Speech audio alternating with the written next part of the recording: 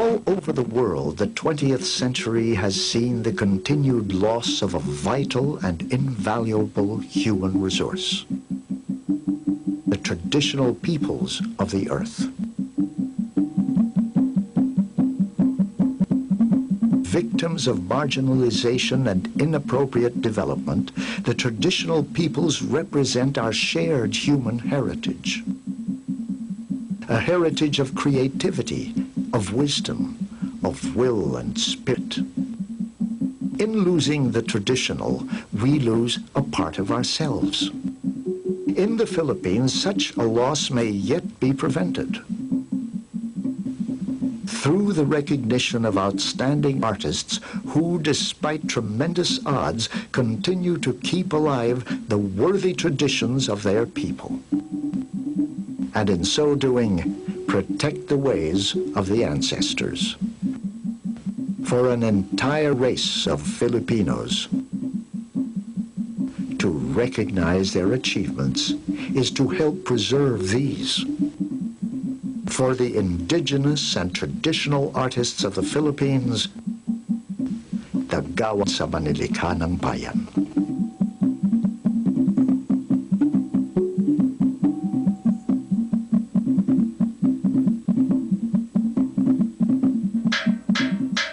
The recognition was first given out as a National Craftsmen Awards. Initiated in 1988 by the Rotary Club of Makati Ayala and implemented by an organizing committee from both the private sector and government. 2 years later, in 1990, the Cultural Center of the Philippines began to search for and document specific folk traditions. The search yielded the names of more craftsmen. That year, 6 of them were recognized as Manlilikha ng Bayan, national folk artists. No longer just craftsmen or artisans, the award recognized their status as artists and brought to national attention their achievements. From that first year, a bumper crop of achievement. Artists representing the traditions of both highland and lowland Filipinos. From Ifugao, a weaver in the ikat tradition. From Lanao del Sur, a brass caster whose artistry preserved the skill of Maranao brassware. From Kalibo Aklan, a weaver of piña, as well as a teacher passing on the skill that creates the most valued of Filipino fabrics. From Vigan, Ilocos Sur, a potter who continued the Ilocano tradition of high-fired Burnayan ware. From La Minusa Island in Sulu, a weaver of mats, a keeper of the visually striking Sama tradition. From Camarines Norte, a goldsmith whose knowledge of filigree work continues the Bicol tradition of fine jewelry.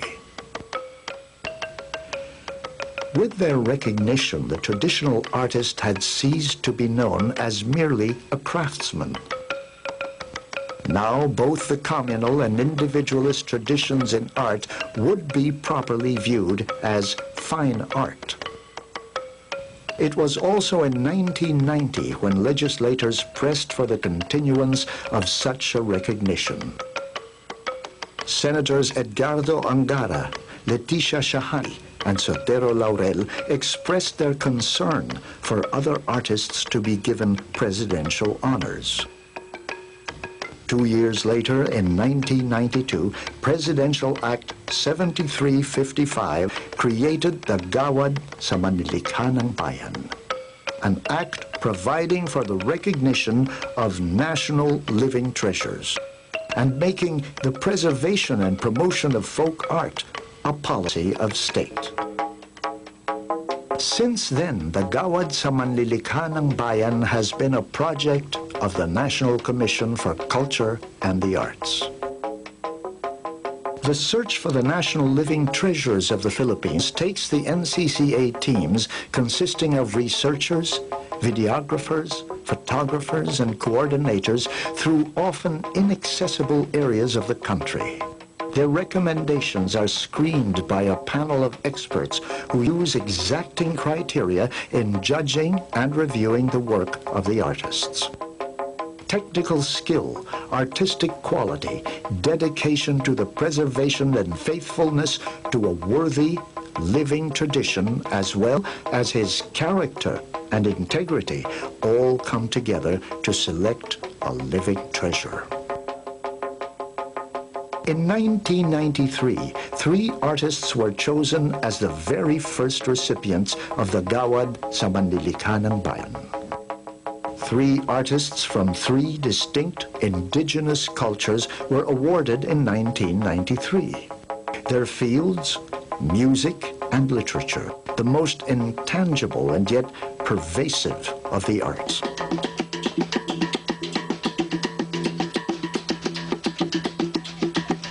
The Palawanon of Palawan are renowned for their literary and musical tradition, a tradition that brings together storytelling and song, a music that captures the cycles and rhythms of nature in the basso ensemble.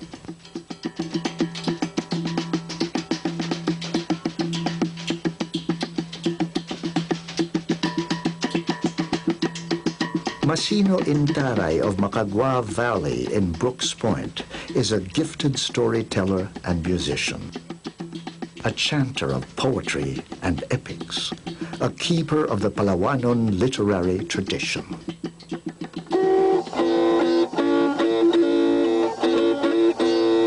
The Hanunuo Mangyan of Mindoro have kept alive their literary tradition through the pre-Hispanic script best seen in the Ambahan poetry. Using an indigenous syllabary, the poetry is written on bamboo and serves to remind the Mangyan of their laws and mores. Ginaw Bilog of Panaytayan, Mansalay, Oriental, Mindoro not only continues to produce ambahan in that script, but teaches it to other young Mangyan.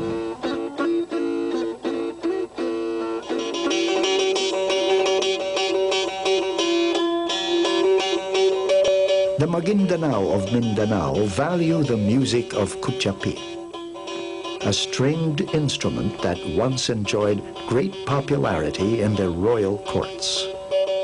Unfortunately, royal patronage has long ceased for the gifted Kutyapi players. Thus, the instrument no longer exists in many parts of Mindanao. One virtuoso still plays and teaches the music of this elegant courtly instrument. He is Samaon Sulaiman of Maganoy in Maguindanao. He too was judged worthy of the honor. 3 artists preserving the music and literary traditions of their people.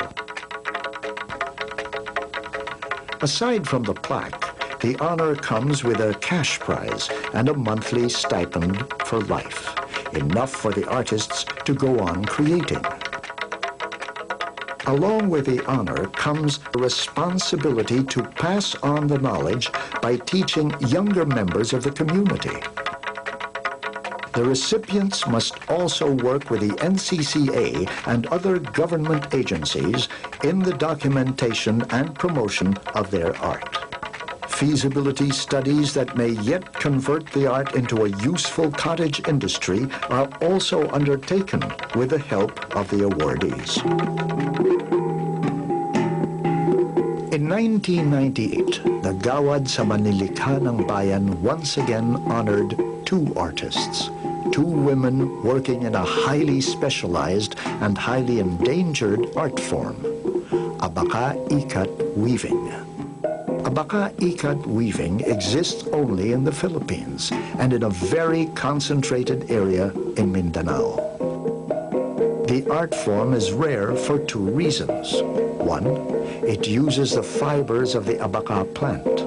And 2, it employs a highly technical process of ikat weaving, in which certain portions of the abaka thread are dyed while others are left blank. Then, when woven together, a complex design field emerges. A product of the weaver's vision as well as her skill. Abaka ikat was once prevalent among the Lumad, the animist and anatist hill peoples of Mindanao who had resisted colonization. The Bagobo, Manobo, Toboli, and Mandaya treasured abaka ikat not only for their clothing, but as the handiwork of their community's most complete women, who were mothers, wives, healers, and weavers.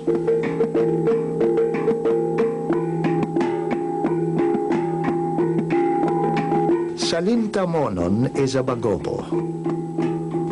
Langdulay a Boli.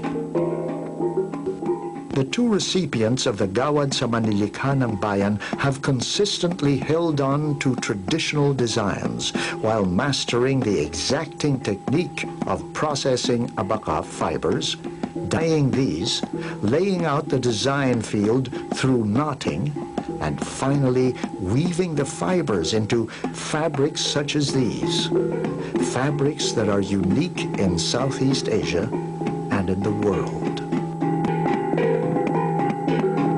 For the skill and for the knowledge that they continue to teach young Toboli and Bagobo, the two were honored in 1998.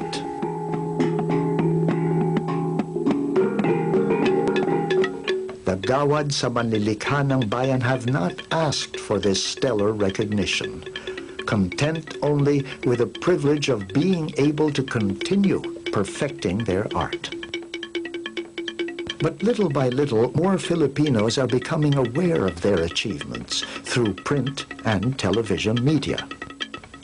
For the preservation of their art and the culture of their people achieves full fruition when more Filipinos share in the pride and choose to see these not only as the achievements of one group of people, one community, one culture, but as the achievements that make the entire Filipino race so rich. Ultimately, more Filipinos will share in the knowledge that the loss of one art form, one culture, one indigenous group results in a loss for the nation's soul. Thus, we give the Gawad sa Manlilikha ng Bayan the one thing they probably never expected: our thanks. In the coming years, as the National Commission for Culture and the Arts will continue to seek out worthy artists, recognizing their efforts at protecting and preserving their cultures, and ultimately bestowing on us a sense of deep pride and wonderment at how much the Filipino can be proud of.